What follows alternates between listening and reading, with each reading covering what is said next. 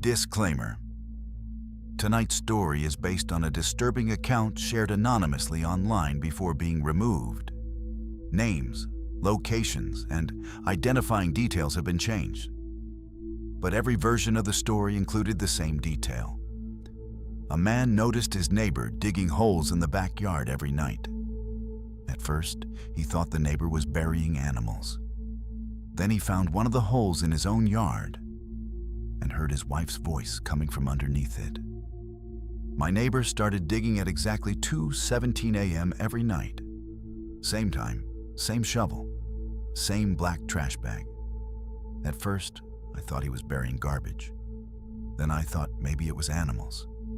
Then I saw what was moving inside one of the bags. A hand, small, pale, still wearing a wedding ring. I called the police. They found nothing. No holes, no bags, no bodies. Just fresh grass, wet dirt, and my neighbor smiling at me from his porch.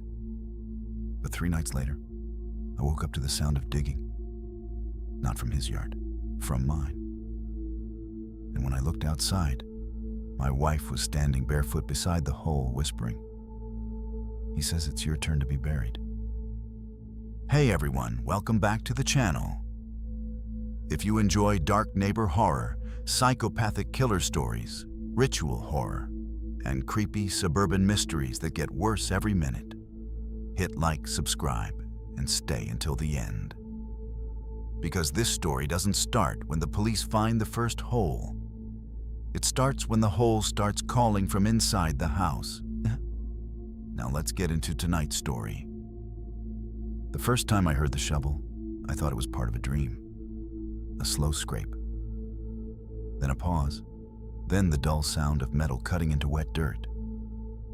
I opened my eyes and stared at the ceiling. It was 2:17 a.m. My wife, Laura, was asleep beside me. Rain tapped softly against the bedroom window. The house was dark except for the blue glow of the alarm clock. Scrape. Pause. Thud. I got out of bed and looked through the blinds. My neighbor, Henry Bell, was in his backyard, digging. Henry lived alone in the old brick house next to ours.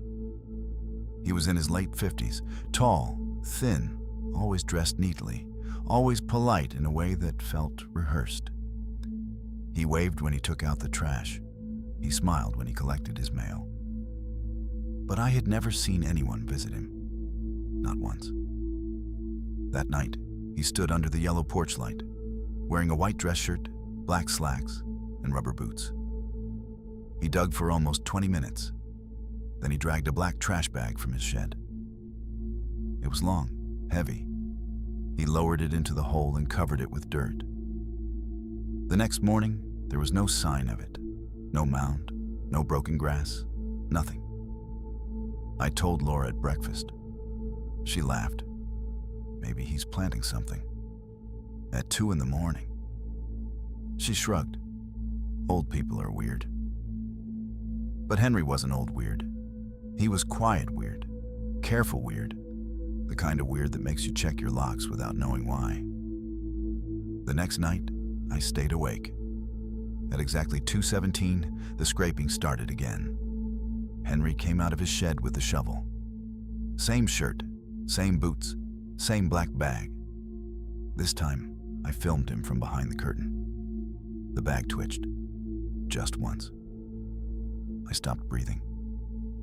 Henry froze, as if he had heard me react from across the yard. Then he slowly turned his head toward my window. I dropped below the sill. When I looked again, he was smiling. Not at the house, at me. The next morning, I checked the video. It was gone. Not deleted. Gone. The file wasn't in my gallery. It wasn't in recently deleted. It wasn't anywhere. I told myself the recording failed. Then I found dirt on my phone case. Wet dirt, packed around the charging port. I called the police after the 3rd night. 2 officers walked through Henry's backyard while he stood on the porch in a clean blue sweater. looking confused and harmless. They found no holes, no bags, no disturbed soil. One of them told me raccoons could sound like digging. Henry gave me a small, sympathetic smile. "Hard to sleep when your mind starts making patterns," he said. I wanted to punch him. Instead, I went home and installed a security camera facing the backyard. That night, Henry didn't come outside. But at 2:17, the camera sent a motion alert. I opened the feed. My backyard was empty. Then the grass near our maple tree began to rise. Not Henry's yard. Mine. The dirt pushed upward from underneath, as if something was digging from below. A hand broke through. Pale, female, wearing Laura's wedding ring. I spun toward the bed. Laura was still asleep beside me. I looked back at the phone. The hand was gone. The grass was flat. The camera feed froze. Then a message appeared on the screen. "Don't dig unless you want to answer." I threw the phone across the room. Laura woke up screaming. Not because of me. Because something had grabbed her ankle from under the bed. I pulled her away as a gray hand disappeared beneath the frame. We flipped the mattress. Nothing. No hand. No person. Only a pile of wet dirt under the bed. And in the dirt was a small white tooth. Laura wanted to leave. I did too. We packed in 10 minutes. Clothes, keys, passports, whatever we could grab. But when I opened the front door, Henry was standing on our porch. He held a shovel in one hand, a black trash bag in the other. "Leaving?" he asked. I slammed the door and locked it. Laura called 911. No signal. My phone had no signal either. The house lights flickered. Then every window went black. Not dark outside. Black. Like the glass had been painted over from the other side. Henry knocked once, then twice, then a third time. Laura whispered, "How is he doing that?" Because the knocking wasn't coming from the front door anymore. It was coming from the floor beneath us. 3 knocks. Under the living room, then under the kitchen, then under the hallway, moving toward the bedroom. I grabbed a kitchen knife and told Laura to stay behind me. The floorboards in the hallway bulged upward. Something scraped beneath them. A voice whispered from under the wood. My mother's voice. She had been dead for 8 years. "Daniel," it whispered. "Come down here." Laura grabbed my arm. "That is not your mother." I knew that. But grief doesn't care what you know. It only cares what you miss. The floor split open beside the bedroom door. Not a crack, a hole. Perfectly round. Black dirt lined the edges like a fresh grave. From inside came Henry's voice. "You hear them better when they're buried." Then Laura screamed. I turned. She was standing in front of the hallway mirror. Her reflection was not standing with her. In the mirror, Laura was underground, dirt up to her neck, eyes wide, mouth full of soil. Behind her stood Henry, smiling. In the real hallway, Laura started choking. I smashed the mirror with the knife handle. The choking stopped. Laura collapsed into my arms. From outside, Henry laughed. Then he said something that made my blood go cold. Wrong mirror. The bathroom mirror cracked by itself. Then the bedroom mirror. Then the dark TV screen. Every reflection in the house showed the same thing. Holes in the yard, dozens of them, and people buried in each one. Some were strangers, some were neighbors. Some were people I recognized from old missing person flyers taped to telephone poles around town. Then I saw myself, buried up to my chin, eyes open, still breathing. Laura whispered, "Daniel." I looked at her reflection in the broken TV. She wasn't looking at me. She was looking behind me. Henry was standing in our living room, No door had opened. No window had broken. He was just there. White shirt, black slacks, rubber boots covered in dirt. He looked at Laura first, then at me. "The ground chooses who stays," he said. I raised the knife. Henry sighed, almost disappointed. "That won't help? I tried knives at first too." "At first," he smiled. "My wife was the first hole." The room tilted. Behind Henry, the floor split open in a long black line. A smell rose from it. Wet soil, old flowers, and something rotten underneath. Hands began pushing through. Dozens of hands, some fresh, some gray, some only bone. Laura screamed and ran for the stairs. Henry turned toward her. I tackled him. He felt light, too light, like a suit hanging on a wire. We crashed into the coffee table, and his shirt tore open.